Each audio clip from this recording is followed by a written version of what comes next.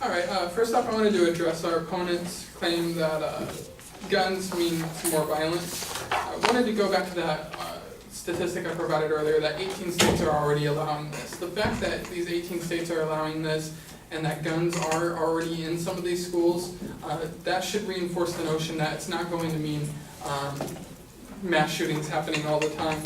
That's an important point that we feel we need to distinguish.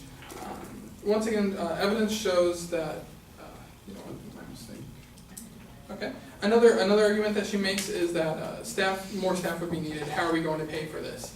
A lot of our argument hinges on this idea that we're not asking for a complete overhaul in the system. We're asking that people have the right to carry their guns on them if they're wanting to. Most of these individuals are going to have concealed and carry permits. They're going to have gun training.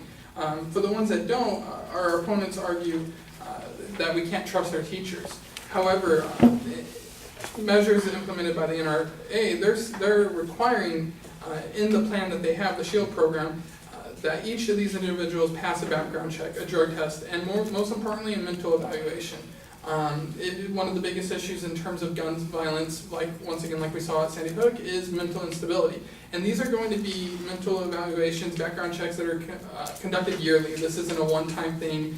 You get to carry your gun, year after year. So the fact is that we're asking that these individuals have the right, and also, it's a constitutional issue. We do have the right to bear arms. We're asking for a right. We're not asking every single teacher, if you don't carry a handgun in class, you're fired. That's not the point that we're trying to argue. Another thing that she says is that accidents will occur and that even seasoned police make accidents. However, what we're seeing is the response time is a huge issue.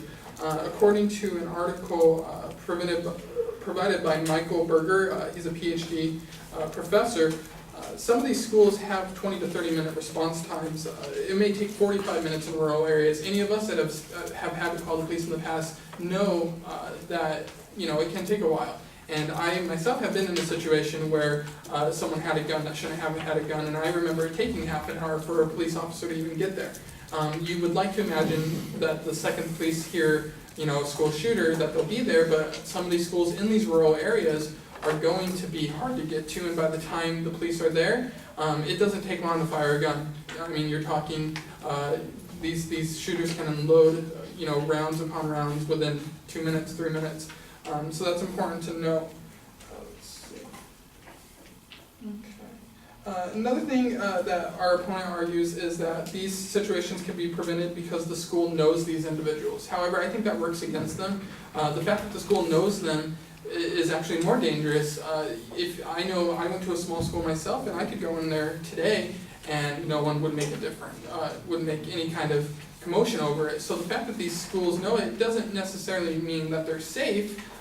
Sometimes it could be the person you least expect that goes into a school and shoots.